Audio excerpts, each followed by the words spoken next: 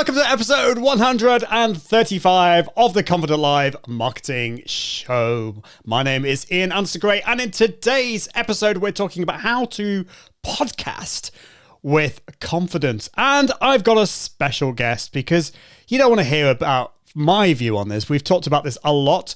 I've got the fabulous Kate Cocker on the show. How are you doing, Kate? Hello, I'm good, thank you. How are you?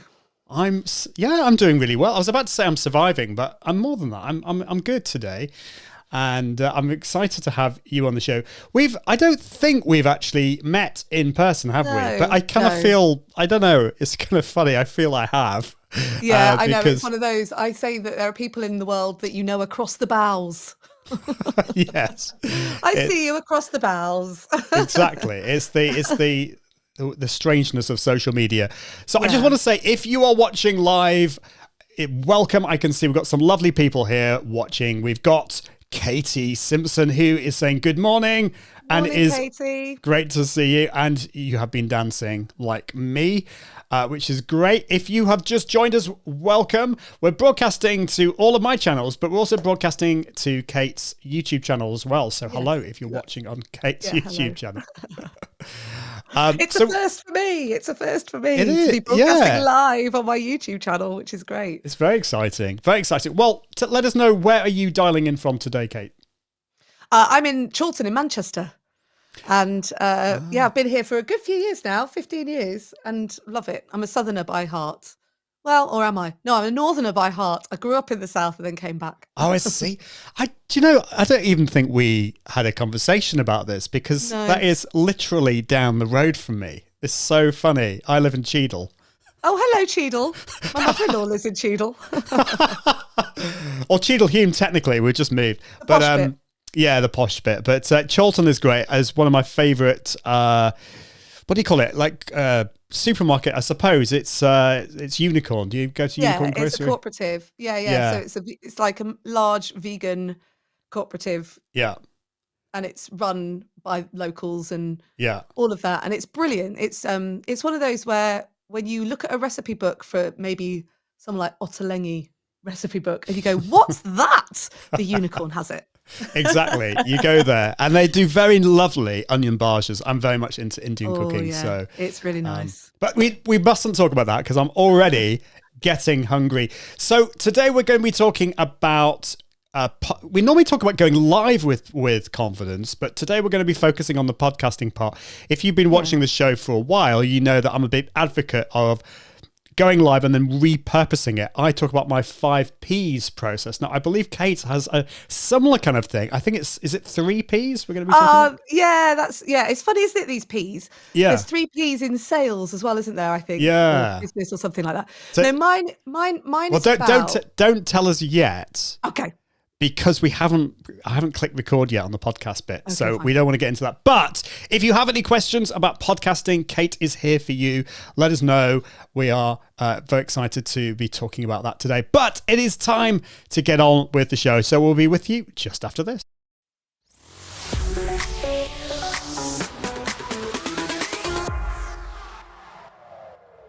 Hello, my name's Ian Gray, and in this episode of the Confident Live Marketing Show, we're talking about how to podcast with confidence. I've got Kate Cocker on the show, who is my guest today. So we'll be with you just after this.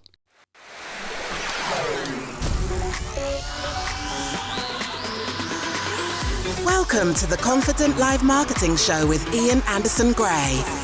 Helping you level up your impact, authority, and profits through the power of confident live video. Optimize your mindset and communication and increase your confidence in front of the camera. Get confident with the tech and gear. And get confident with the content and marketing. Together, we can go live!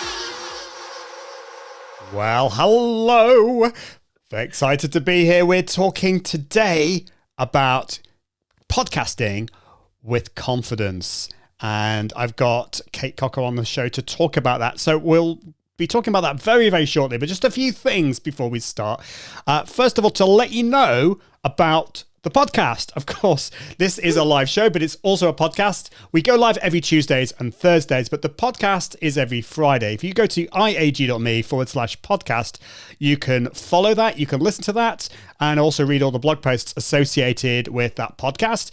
And next episode, actually, so this will be on Thursday if you're watching live, or next Friday, I've got Ash Borland on the show. This is the next episode. We're going to be talking about how to stand out from your competition, where there's so much noise out there. We want to get our name, get our faces out there, get our message out there. So I'm really looking forward to speaking with Ash. I was on his show a few weeks ago, so we'll be talking about that. And today's show is sponsored by my good friends at Restream. Now, I'm broadcasting to loads of different channels. I'm broadcasting to YouTube, Facebook, LinkedIn, Twitter, VK, I don't know, Twitch, so many different places. It's very exciting. And with a new service called Restream Pairs, this allows you to share that with your guest, and they can then broadcast it to their channel. So today we're also broadcasting to Kate's YouTube channel. If you're watching on Kate's YouTube channel, hello, my name's Ian. Nice to see you. I'm excited to be here. So here's a little bit more about Restream. The Confident Live Marketing Podcast is proudly sponsored by Restream. Restream is the complete multi-streaming suite for entrepreneurs. It's the easiest way to broadcast live to over 30 destinations at the same time, including Facebook, YouTube, LinkedIn, Twitch, and so much more.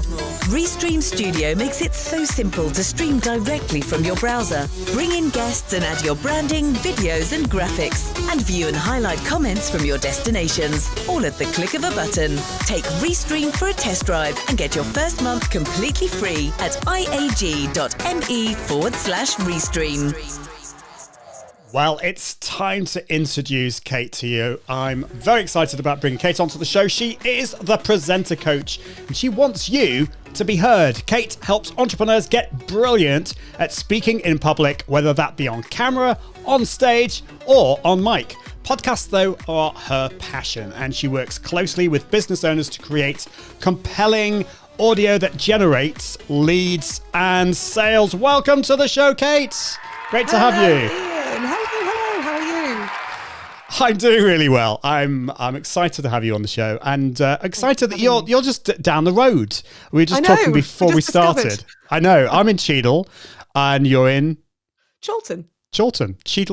They kind of, both of us in Greater Manchester, loving the northern weather. Exactly. It's not that great today, is it? But anyway, it enough felt like that. autumn for the first time today, didn't it? We're going to have to put our heating on and all that kind of stuff. Yeah, well, I put this sounds very posh. I'm borrowing my mother-in-law's cars at the moment, and she's got heated seats. And I realised today was the first time I put the heated seats on. So yeah, I know that's very posh, isn't it? It is very posh. But I remember, my dad he had a company car, and we were very excited. I think I was about 8 or 9, and we put the heated seats on for the first time. I've never actually been in the car since, though, that's had heated seats. So there you go. Anyway, We digress. We're talking about podcasting and talking about how to do it confidently. So if you're listening, watching, welcome. It's great to have you here. Let us know your questions. I can see that MC Lito is here from Japan. We are a worldwide audience here. Tried out Restream Pairs for the first time on Twitch last week. I'd love to know, how did you get on? Did it work really well? One thing, by the way, just a quick thing, when it comes to Restream Pairs, do be careful about if you're using Epidemic Sound, because for your music, because you might have permission to do it on your channels, but your guest might not have that permission. So with music, just be careful that you do link all of that and sort it out before you do it. I speak from experience. But we're that okay. Lovely experience. I know. We learn from these things, don't we? So I would love to know from you, how did you get into this mad world of podcasting? Tell us a little bit more about what you do, because I know you don't just work with entrepreneurs and businesses. There's loads of different types of people that you work with. Tell us how you got into it. I think, like many of us in this land of working from home and working on our own businesses, we actually probably all of us do a little bit more than what we say we do. So I do quite a lot of things. But I started in radio in the late 90s, actually, very late 90s, and fell in love with it completely, fell in love with the people, fell in love with everything about it. And then since then came out of university, did a load of radio, And when podcasting came along, I remember we were all, podcasting back then, we're talking 15 years ago now, really. I came to Manchester because we launched XFM Manchester. So I became the specialist producer at XFM Manchester, looking after some really great presenters and really great shows. And that was the time at which podcasting was really starting to come to light. We when we launched the station, all the staff got given an iPod that was engraved on the back. And that was just to listen to music. And, this idea of podcasting was coming around. And the way that we used to podcast was, you'd find a mate with an FTP site and go, can I put my podcast on there? And you'd probably put one show out, which we soon became very aware of the fact really wasn't a podcast. A podcast is something that you do repeatedly, not just, oh, we did this show on the radio, let's bung it on Apple iTunes. So I've been involved in podcasting from really, really early days. And then when it started to become something that we thought, oh, this actually is a thing and people are listening, that was when, we suddenly realized as radio industry professionals that if we left our jobs, that we could all broadcast. We didn't need permission to broadcast anymore. We could make our own thing. And that was when my husband launched his podcast called Egg Chasers, which was a rugby podcast, which you can hear loads of now. But at the time, no one was doing rugby podcasts like he was doing them. So we worked all that out together. He did a couple of goes at it and then stumbled upon this, and this sounds really classic now, 3 guys who love rugby talking about rugby in a way that's funny format. And he was the first one doing it. And all of a sudden there were like 70,000 listens a week. And you're like, whoa, this is a really big deal. And then I helped a friend with hers. I helped another person with theirs. And it just started to really snowball because making audio is making audio. Finding audiences is actually where it's quite tricky. But this, I really learned from Tim's experience, my husband's experience, that, what do I call it? Original space. Grabbing original space is really vital. When a new platform comes along, getting in quick is a really vital way to become the first at it. Because, if Tim was launching his podcast now that the podcast landscape has massively changed, it would be much more of a battle to find that space. But because he was the first one, he gets all that heritage listening. And so, in terms of the sponsorship and stuff that he gets, it's really powerful for the audience it's really powerful for the sponsor because the engagement with the audience is really strong. So we're talking, that podcast has probably been going about 5-6 years now, maybe more actually. And then a couple of years later, so we're talking about 3.5 years ago, I had an idea to do a podcast called Everyday Positivity. I think at the time it was called Everyday PMA. And it was short. It was only ever going to be daily 2-minute episodes, just reminder to people to be kind to themselves. And I kind of parked it because I thought, maybe not. I'm helping all these other entrepreneurs with their podcasts. I'm working with them with their speaking. They're asking me, can you make a podcast? I'm like, yeah, sure. Just kind of like, this is something that I do, old hat. I could do this with my eyes closed. Park it. A few months later, I'm on a Facebook group, a podcast Facebook group, and a company from San Francisco were like, we specialize in Amazon flash briefings. Does anyone have any short form content? And I was like, actually, I do. And I've written 30 episodes without even looking at a book. I think there's legs. It's called Everyday PMA. They went, call it Everyday Positivity because that's what people are searching for. And so I was like, again, grasping at that original space to get onto Alexa and to get onto Amazon flash briefings, first to me was really important. And I was right. I got in there. We did 4 months just as a flash briefing. And so the audience I've got on Amazon Alexa is huge. It's a really lovely, meaty audience. And you go on to amazon.co.uk now and you type in, Kate Cocker, Everyday Positivity. I'm like, it's like the first thing that comes up because we put on all the work. And then we moved it out to being a podcast, and I've got a community with that now. And then as all this is going on and I've got this kind of social proof of I make this podcast and it's doing really well, more and more of my business owners who I'm talking to about speaking in public are saying, can you make a podcast? Can you make a podcast? So early last year, I went, right, this is going to be more central to my business. Did the podcast, and then lockdown happened. And then a lot of those other business owners kind of just converted straight into, let's just do podcasts because I've got no speaking gigs. So that's how it all came about, really. Wow, that is cool. Was that a good story? I don't know. That felt very long. It is. No, it is good. I'm always fascinated because we all have these journeys that, if you were to speak to yourself like 10 years ago, would you have a clue what you'd be doing 10 years time? You might have had a clue, but it it's probably turned out very, very differently to what you intended.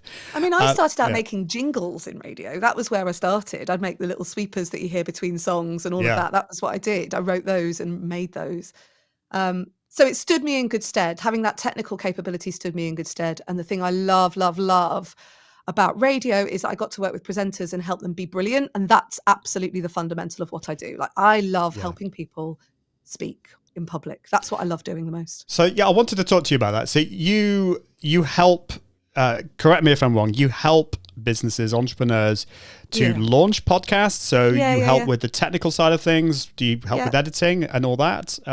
So it does.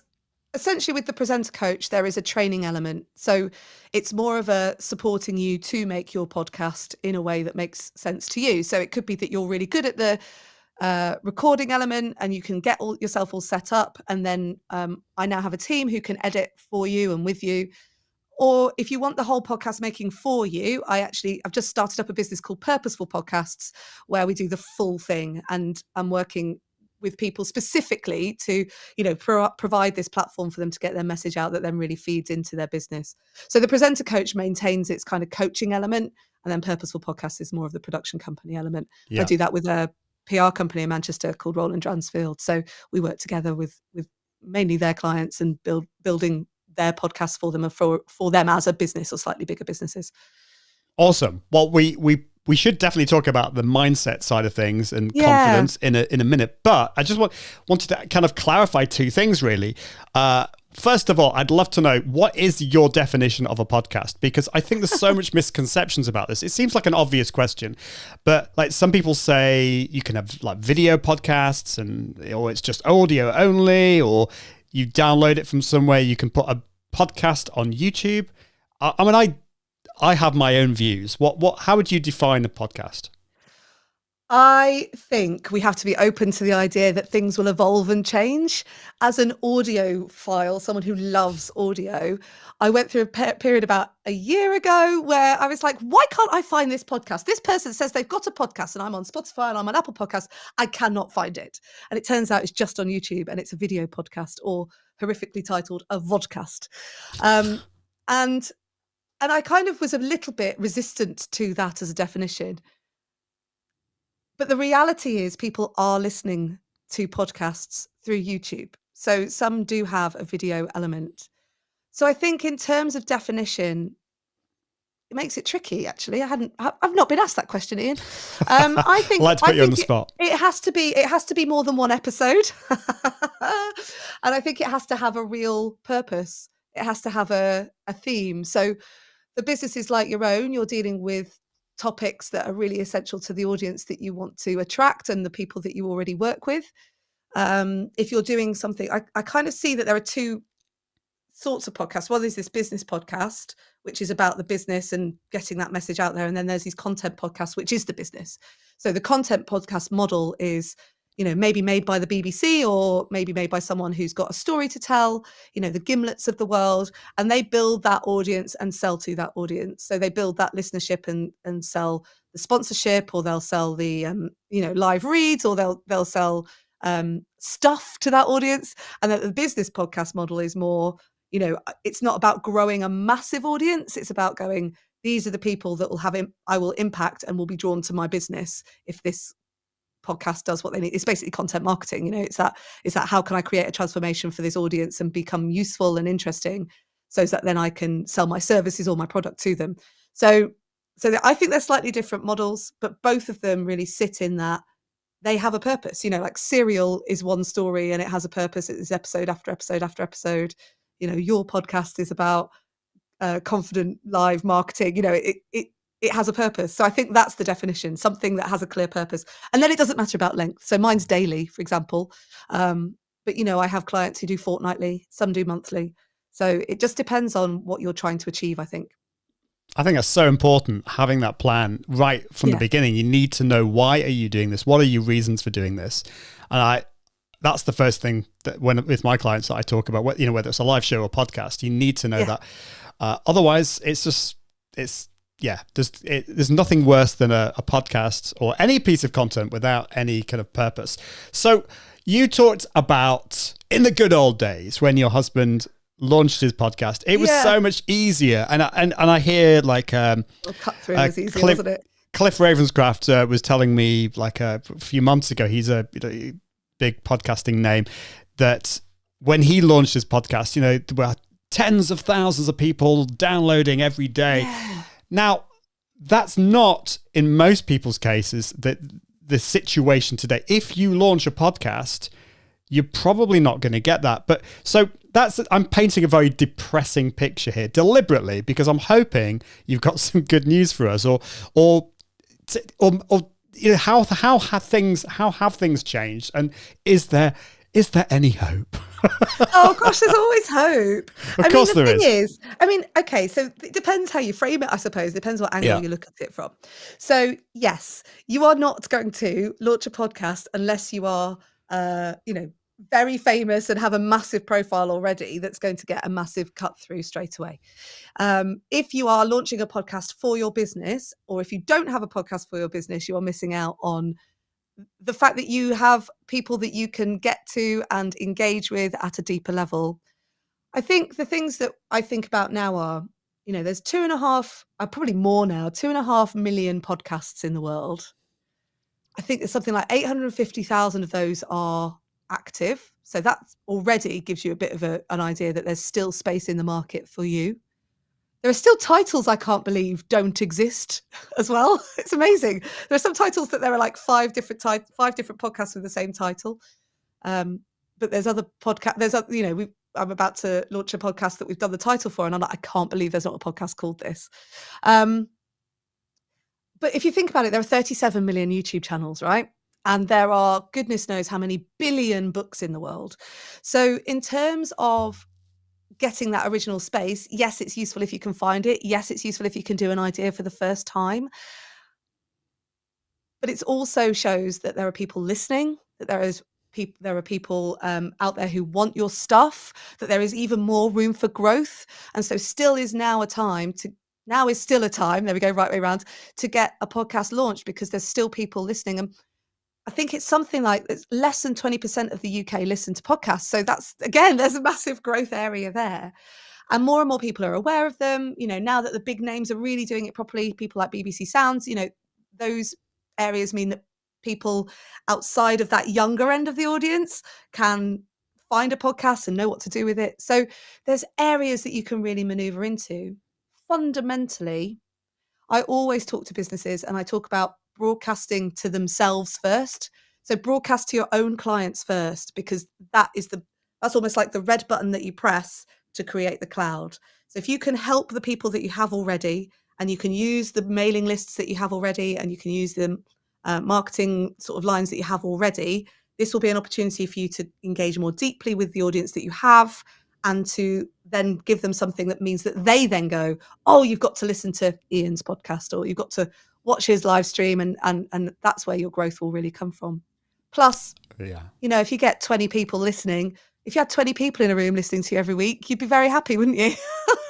So, it's those sorts of attitudes and those sorts of thoughts, I think, that really are important for podcasting now. And yes, there is definitely hope.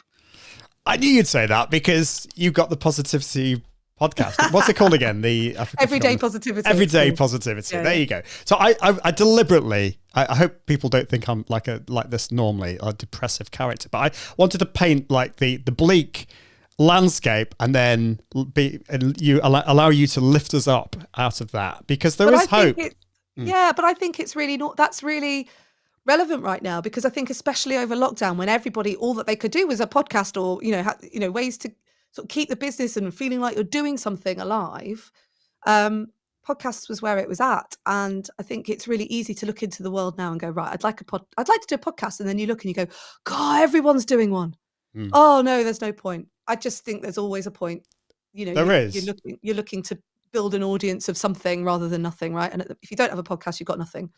And I think one thing that I hear from some people, and I have to admit, I did have this feeling maybe a few years ago, I don't have it so much now, is you look at podcasts out there and look at the big names. I don't know, it could be like Pat Flynn and all these people, and you think, well, I could never be like that. I could never do it. You know, comparison syndrome. And I think what people forget is that actually not everyone wants to listen to the big names. Some people just want to listen to people who are in the same world as them, people that they can aspire to. And so I think there's always a room for more voices and a different take on things. Katie Simpson. Hello, Katie. I said, did Kate say her podcast is daily? Maybe I misheard. If not, wow. And I have to admit, I feel something whenever anyone says like a daily podcast, I just, yeah, I feel similar. It is a daily podcast, isn't it? It's only 2 minutes. It's very low production. It's funny because now there are, again, similar to what I was saying about my husband with his rugby podcast. I have a daily podcast that when I started, really very few people were doing it. 3 years later, Deepak Chopra's doing them, Headspace do them, you know, Spotify, I've got a guy called Niall doing them. You know, there's loads of really short, well, we call them shortcasts now. And actually I listen to the others and I think, oh, maybe I should put some music on mine. But the point of mine is I want to be the voice in your head that makes you feel better, right? So I keep it really minimal and I just do some really strong content planning. I've got really good at planning ahead, knowing what I want to say, knowing where there are certain awareness days if I need some help with planning that content. If I go away, I'll record a few weeks in advance, but usually I work about 2 or 3 days in advance, just because, again, it's that sense of I want to be really, I want to be really in line with the way of the world. And a lot of my audience are in America. I know that from my Amazon Echo stats. And so I have to be really aware of what's going on in America and when they've got Mondays off and all that kind of thing. Because, you know, if I miss Labor Day and they're all off on holiday, I'm going, hey, it's a great start to the week. You know, it doesn't really sit quite right. It sounds like more work than it is, but you really do get into a rhythm and it doesn't take me long these days. And actually, you know, more and more, it's the sort of thing that when I see business owners going, I don't have time, I almost want to say to them, gosh, if you did a 2-minute tip podcast daily, you'd find you'd be able to turn that around probably a lot quicker than a 45-minute, hour-long, you know, interview because of all the prep you have to do. It's different. It's a mindset thing, I think, at the end of the day, definitely. isn't it? Because I'm prioritizing it. Yeah, so to me, immediately I think, oh my goodness, daily, that seems really stressful. But then I think about what I'm doing, like 2 live shows a week, 1 podcast a week and a blog.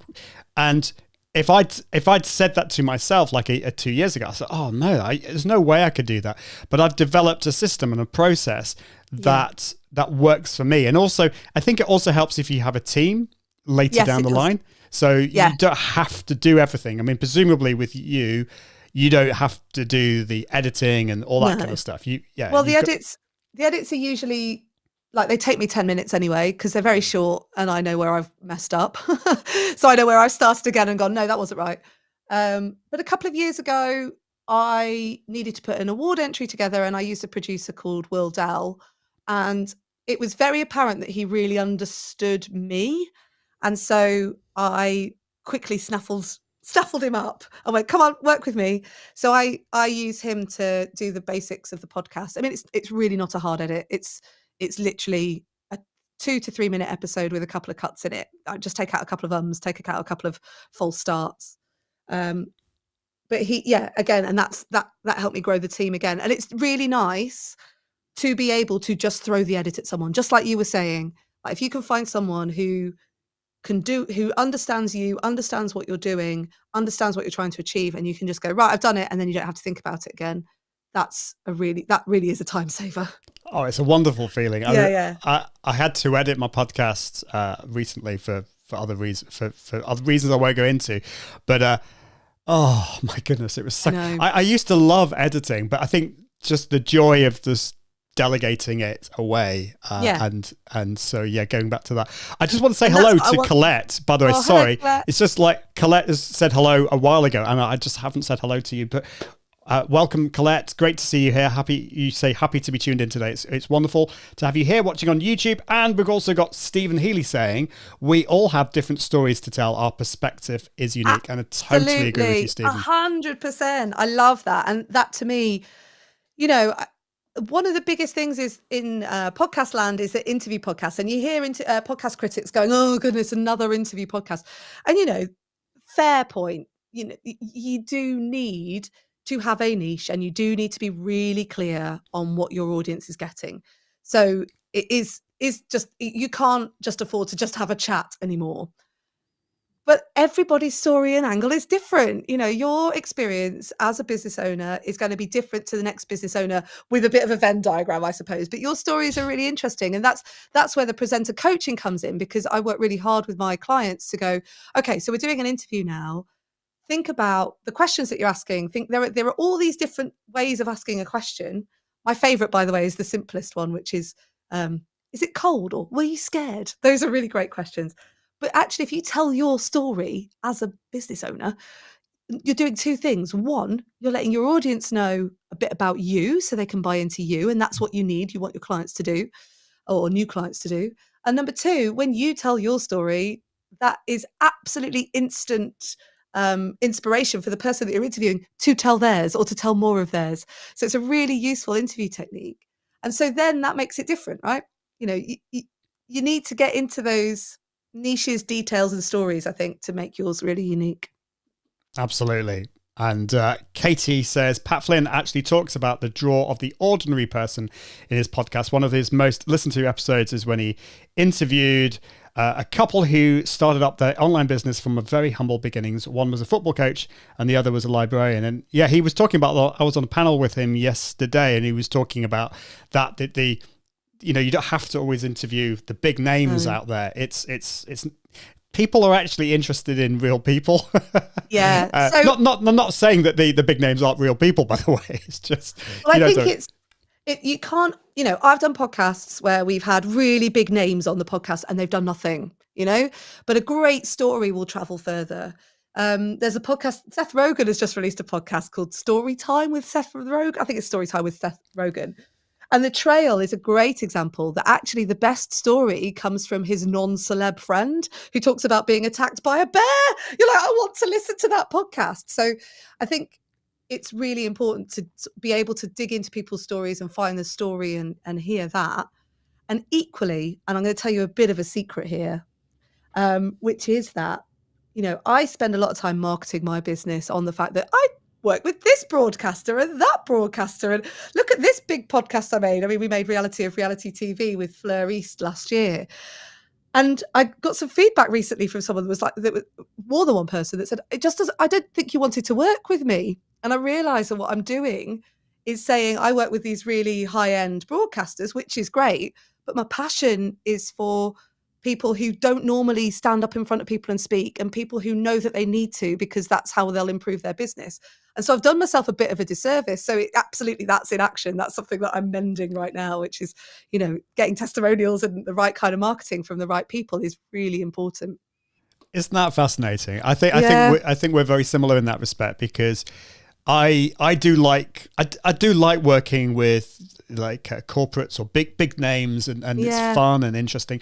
But I think my real passion is for the people who lack that confidence and self-belief, but they have a message and they want to get out there, and I want to help them. And if we kind of keep on talking about the big names out there, that might put them off. So I think you're right. Now, mindset. Let's talk about mindset. What is the biggest barrier? We've talked about I've talked loads about the barriers to going live, and I think, well, there are obvious barriers with live, because you're getting in front of the camera, you're showing your face, it's very scary. And so to me, like, podcasting seems far less scary, but there are still barriers. What are the top barriers that you see working with your clients, and how do you help them? There are two. One is I'm going to make a fool of myself. Two is I don't like the sound of my own voice. Yeah, I don't know if you know that one as well. Yes. So, and what do I do to help them? I think, well, there's a mixture of just pushing and then loving. So the thing about podcasting that I really love, when I brought podcasting into the center of what I was doing, what it did was it helped people become confident speakers outside of the podcast. So podcasting really is a safe space. I remember when I did my first what did I want to do? I wanted to do an online course, which I did when I first started the Presenter Coach. And I was terrified of getting in front of the camera and terrified of what I might sound like, what I might do. I didn't know quite which direction I was going. I kind of downloaded a Marie Forleo online course and thought she was amazing. And I was like, I'm never going to be like that. And so in the end, I just got over myself and went, right, I'm just going to sit at my kitchen table and press record on my MacBook and just film it. And within the first 20 seconds of recording, I went, right, I know what I need to do now. And I think with podcasting, you get that opportunity to go through that, because those first few episodes that you make, you don't have to share with anyone. You're just having a go. And most of my clients will do, like when we're doing interviews, I'll get them to interview their colleague first in a studio so they get used to it. And so that's the gentle push, if you like. And then it's the right, these are really good. This is what you've done. And how we make it better. And I think also the other thing that you fall into with podcasting, and this is the bit about not doing it live, which is the pre-record, is that you try and make the last one you did perfect. And I work a lot with people about making the next one you do better and not trying to make the last one you did perfect. Because if you spend the whole time editing out the ums from the last podcast that you did, because you think that that's what makes you sound perfect, then you're not actually putting any effort into, as a presenter, dropping your ums for the next one. So I think in answer to your question, I'm just trying to think where you started, but the main thing is I don't like the sound of my own voice. So that's time. You've got to do it and try it and go around the cycle. I'm afraid I'm going to make a fool of myself. Again, do it and try it and go around the cycle. It's called a competence confidence cycle. You must have heard of that. Have you heard of that? I haven't heard of it, but I've been there. And it's like, I never used to like the sound of my own voice. I didn't like the way I looked and all this kind of stuff. And I think so many of us, even the people that you might not think, the people that look ultra confident and look amazing, they're probably struggling with the same kind of stuff that you are. You know, it's a big problem. And you said that you struggled to begin with that. I don't know whether you said you didn't like the sound of your own voice, but can you, if it's all right, can you share maybe your story of how you started with this and how you got over that? So in terms of my own voice, I remember, well, it's down to radio. I always wanted to, well, I didn't always want to be a radio. I just remember radio being such an important part of my life when I was younger. And I think I did do that thing of like, I'm going to record this in my bedroom, and then having that shock of, oh God, do I sound like that? Because remember, when you hear yourself in your head, you've got all the schmoosh of your head. So you hear through. So it sounds really different when you hear yourself out loud.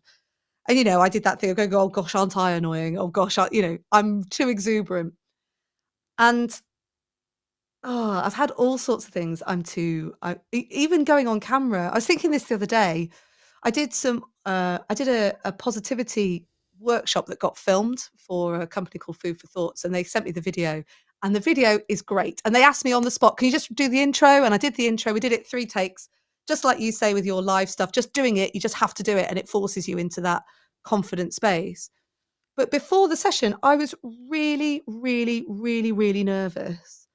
And I think that you don't appreciate, I think people who get nervous about speaking and then don't speak think that everybody else isn't nervous, but I'm nervous all the time. I was nervous before we pressed go. I was nervous before the last talk I did. I was nervous before, everything I do, I'm nervous before. But the podcast now, I've done it so many times, I'm not nervous before. And I have the chance to edit myself. And in terms of the sound of my own voice, gosh, it's really nuanced, because I used to, 20 years ago, I was doing voiceovers for myself for the jingles that I was making and going, oh goodness, I need to take out that bit of frequency of my voice because I've got a really mushy sounding 4K, it's quite detailed, my story, so it probably doesn't quite relate. But the main thing is, over time, it's such a, sorry, I'm thinking as we're going, it's such a process of self-acceptance, because your relationship with your voice isn't just about how you sound. It's about who you are. It's about, your history, what kind of family you were brought up in, what moments you've had in your life where someone said, no, I used to get told I was too enthusiastic. Can you imagine what that says, to someone who's young and thinking I might be a presenter. Oh no, I'm too enthusiastic. I can't do that. There's so much involved with your voice that it is a period of doing it, hearing yourself, learning about yourself, and allowing that vulnerability to happen.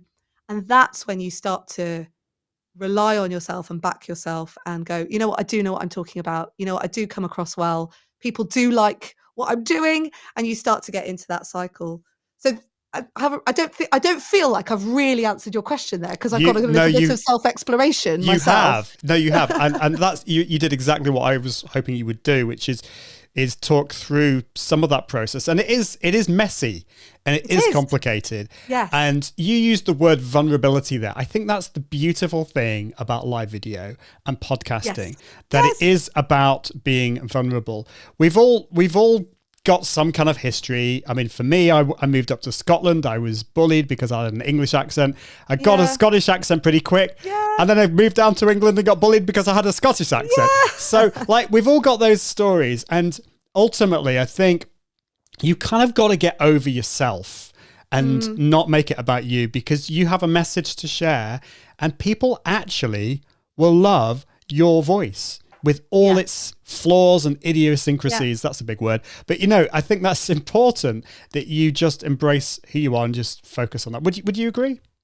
Yeah, definitely. But that takes time. And that's why the positivity and the mindset stuff works so well in this performance space.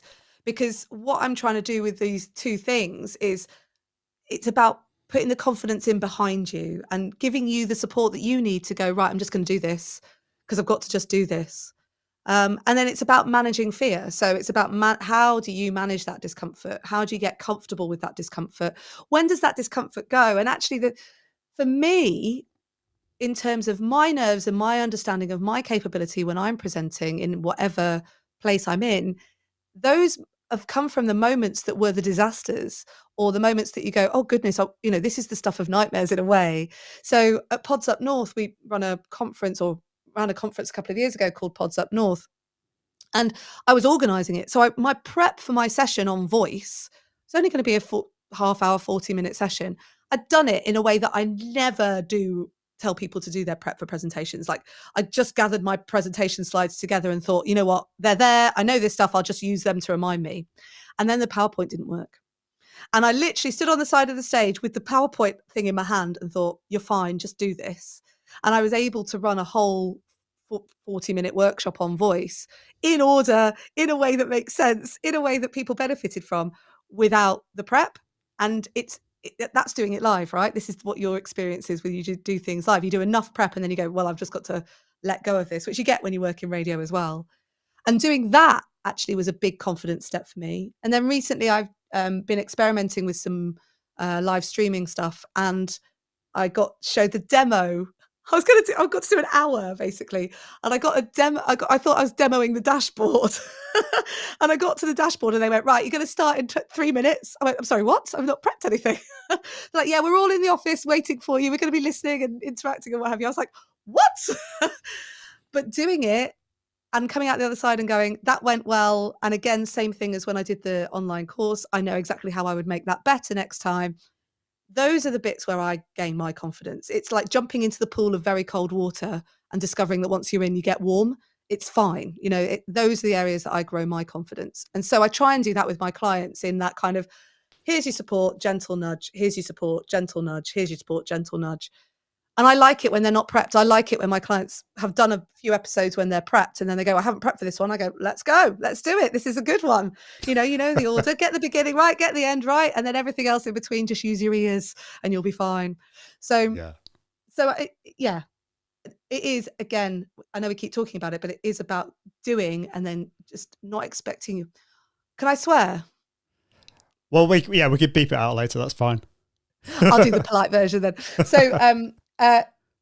So I often say to people that it's about not being afraid to be rubbish. You almost want to try to be rubbish to start. Yeah. And then that's when, because you can't edit a blank page. So you've got to get something down to make it better.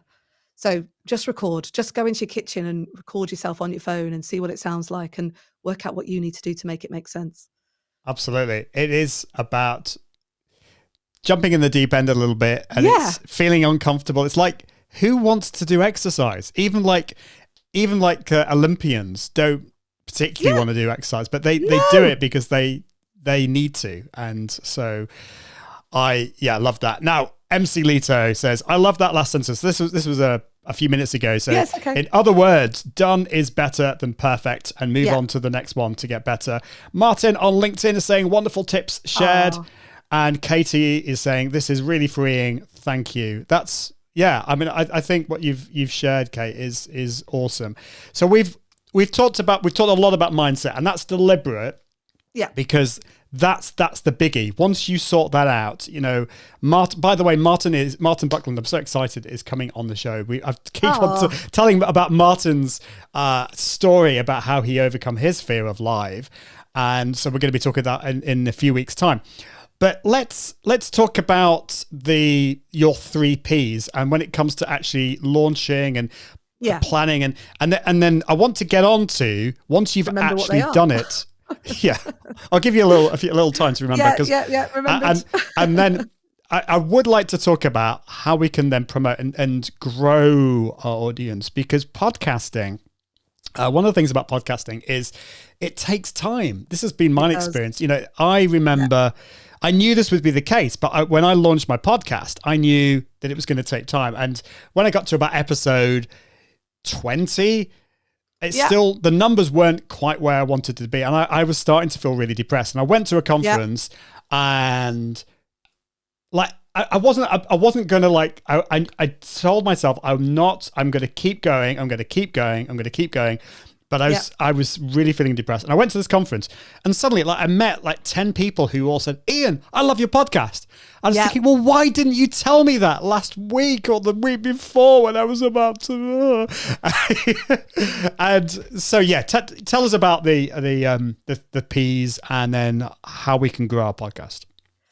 So I think of there being, in terms of, let's go right back. So you said you've got to be aware of what you want to try to get out of a podcast, right? In every single piece of communication that I ever do, I think, number 1, what do I want to get out of it? Number 2, what do I want them, the audience, to remember? And number 3, who are the audience? So it's like, who am I speaking to, and what words do I use to make it make sense to them? And so the first thing is what do you want to get out of it? And there are kind of 3 Ps, I think, of what you get out of a podcast when you make it for your business. Obviously there's popularity, so you kind of you can grow this audience.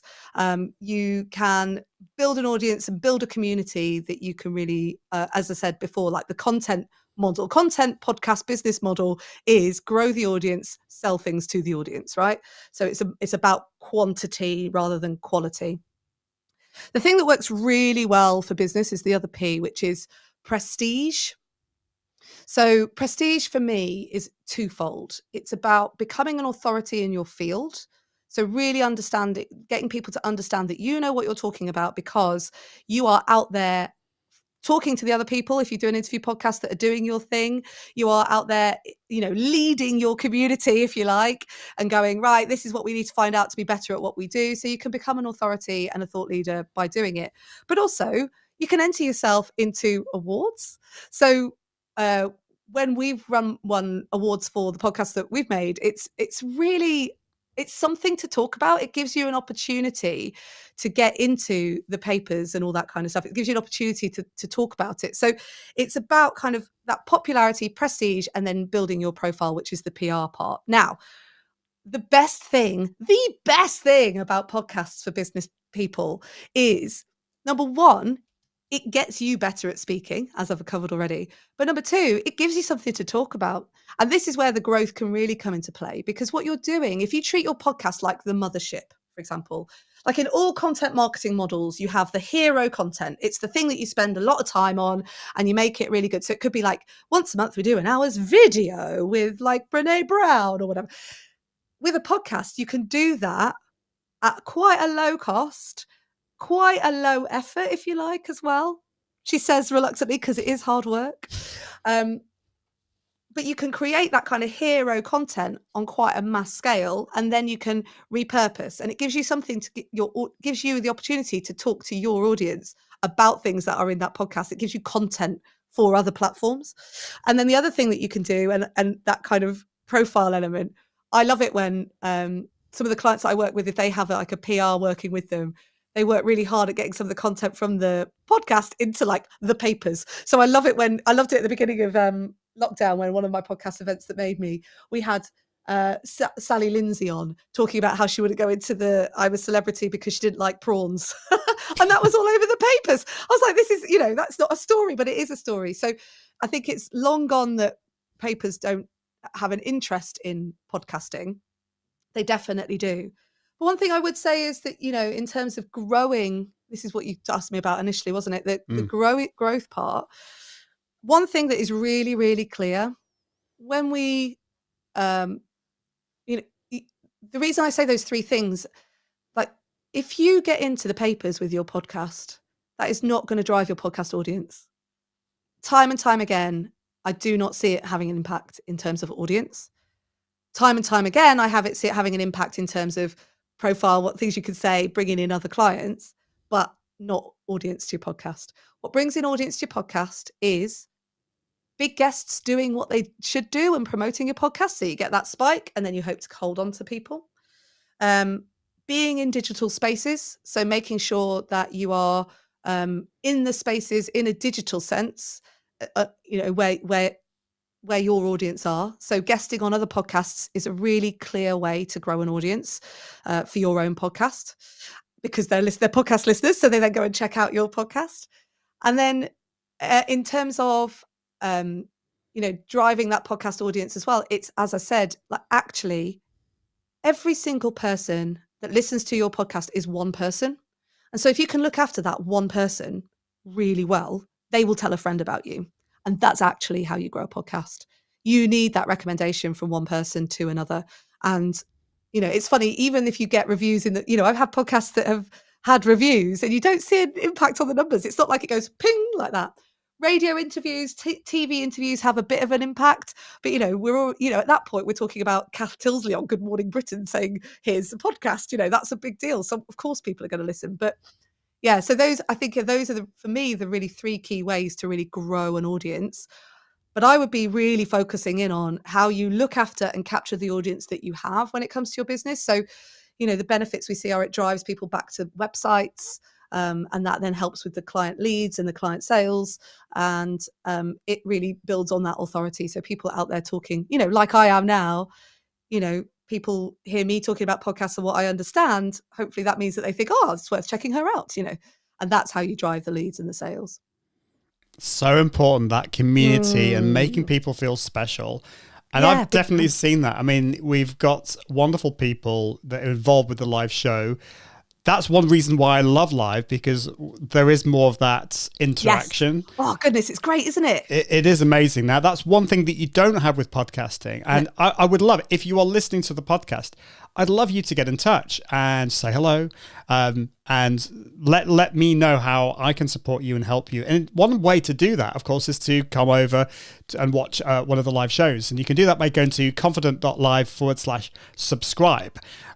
So that this year for me is the year of community, and community is hard. It is hard. It's really hard. Now, Katie says, I need to listen to this again. Billions of golden nuggets. I love that. And it's true. It is true. I think what you said, Kate, do you ever feel like this, that what you're saying at the moment, well, yeah, I'm not saying anything like special at the moment. This is everyone knows this. Always. But actually, it's funny, isn't it? Because actually, seriously, what you have said, Kate, is amazing. And it's so, so important. Have you got any tips for us when it comes to community? Because you've just said community building is difficult. And then what you've said makes sense. Make your audience feel special. But how do you actually do that in practice? Have you got any tips for us when we're talking on our podcasts, or if we're going out in the digital space or whatever it is?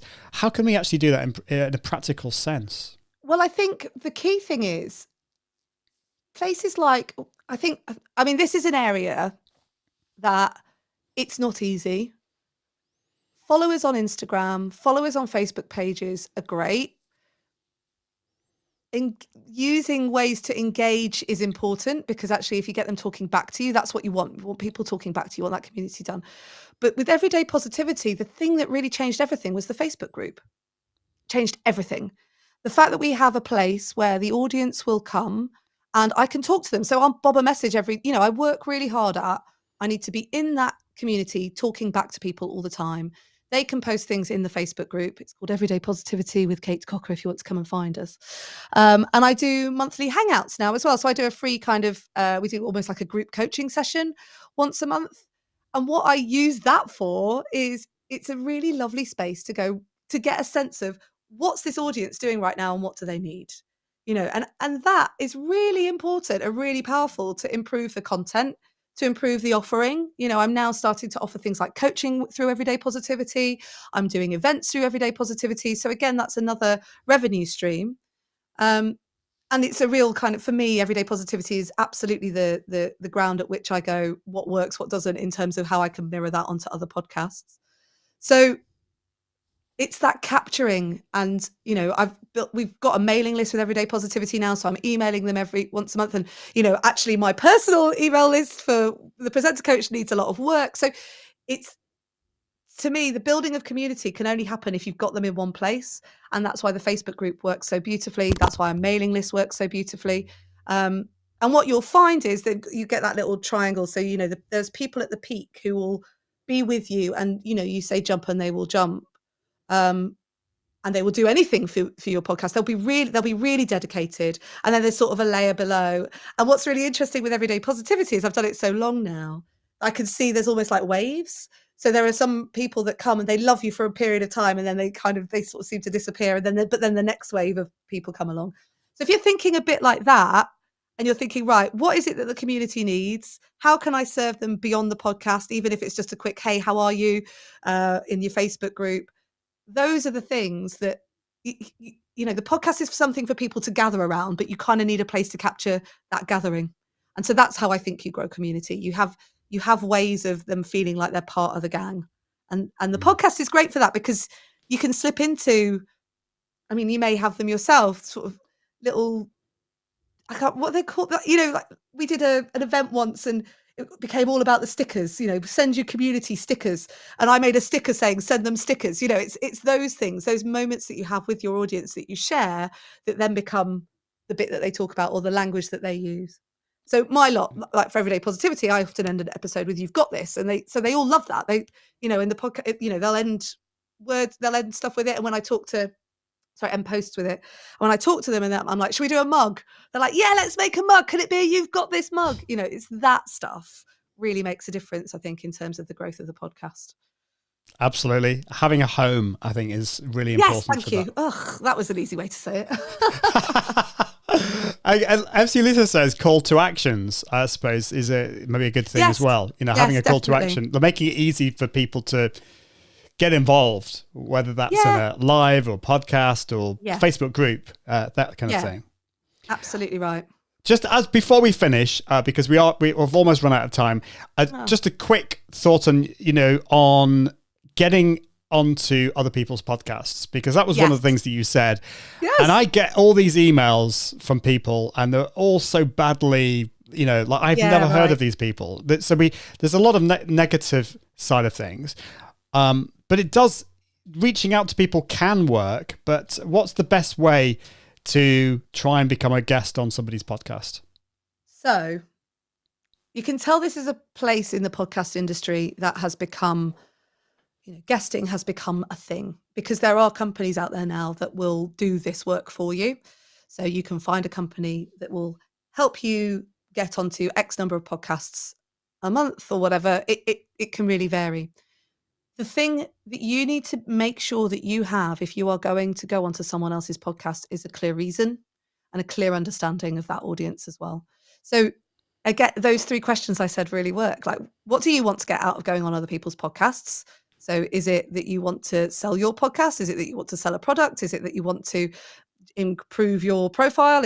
What is it that you want out of it? Be really clear on that. And that can be your secret mission. You don't have to tell other people about that. What do you want the listeners to remember? And what do you want? So what one thing, and who is that audience? So, I know that the people that you're talking to will be interested in how to speak confidently on podcasting. So it makes sense for me to be on this podcast, right?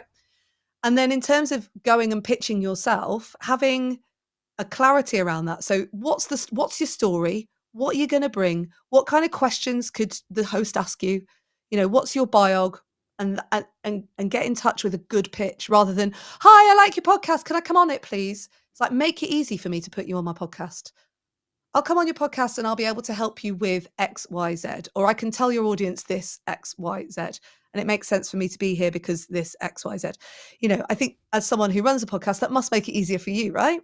Yeah, it does. And I think the other thing is it makes things so much easier if I feel I already know the person, if they've actually interacted with me on social. It's kind of like any form of relationship, I think. When you might fancy somebody, you don't just go to them and ask them to marry you. Hi. You just like you interact with them slowly, and you say, hello, I'm here, and you do things for them first, and so I think it's building a relationship. But no, I love that. Well, we are out of time, Kate. I think feel we could talk so much longer about all of this, but you've been amazing today. I think this has been such a valuable episode. How can people find out more about you? You mentioned, remind us of the Facebook group, first of all. Well, you can come and find the Facebook group, Everyday Positivity with Kate Cocker.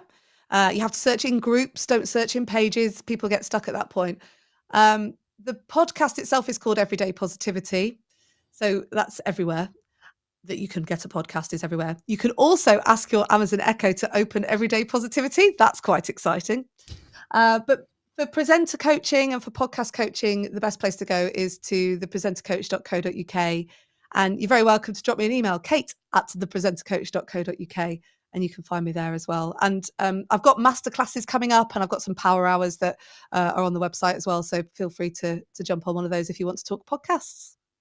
Awesome. That's exciting. I can tell you've been living in the north for a long time, because it's not masterclasses, it's masterclasses.